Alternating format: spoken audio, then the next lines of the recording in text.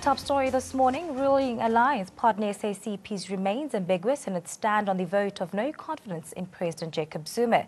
There are conflicting reports on whether its MPs will support the motion brought by the opposition or not.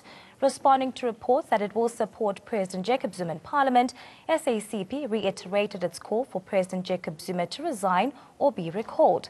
The statement, however, leaves it open to interpretation whether its members in the Assembly will vote for or against the motion. Well, joining us on the phone line is the SACP spokesperson, Mr. Alex Mashilo. A very good morning to you, Mr. Mashilo. Thank you so much for your time and for joining us this afternoon right here on AIN and 7. Now, the latest statement from you says that the SACP wants President Jacob Zuma to either step down or be recalled. But now, earlier on, reports say SACP MPs will vote against the motion. Just please clarify on the party's position on this matter. Our party's position on this matter is very clear and straightforward. The SACP took a decision that it was time for President Jacob Zuma to resign. There is no way the party will, having taken that position, support the president. We reiterate that position, that the president must resign, failing which the ANC must recall him. That is our position. There is no confusion about it. So if I am clear, Mr. Mashilo, you will be voting for, the motion of no confidence in President Jacob Zuma in Parliament?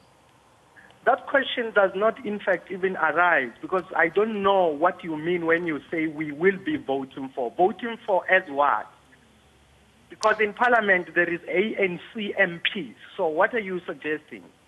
If you may clarify me, please. And now, will the party continue to call for Jacob Zuma's resignation outside the Parliament? Will you be part of any protest marches which are planned to actually happen, ahead of the no confidence motion? The SACP will be part of a march, and our demand is very clear. President Jacob Zuma must resign. Failing which the ANC must recall him. We are going to be marching, and we are looking forward to be meeting with the ANC and for the Alliance Political Council to be convened to discuss this matter. And just lastly, before I let you go, Mr. Mashilo, I just need a bit more clarity on the SACP stance. Now, going to Assembly, will the SACP's members actually vote for or against the motion of no confidence in President Jacob Zuma, just as we wrap up before that? Look, our position is very clear. Let me reiterate it again. The president must resign, failing which the ANC must recall him.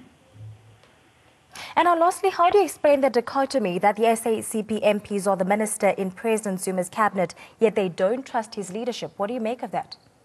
I'm sure you are aware that there are no SACP MPs or ministers. MPs and ministers are ANC ministers. The ANC contested elections not only on behalf of its members, but also on behalf of alliance partners.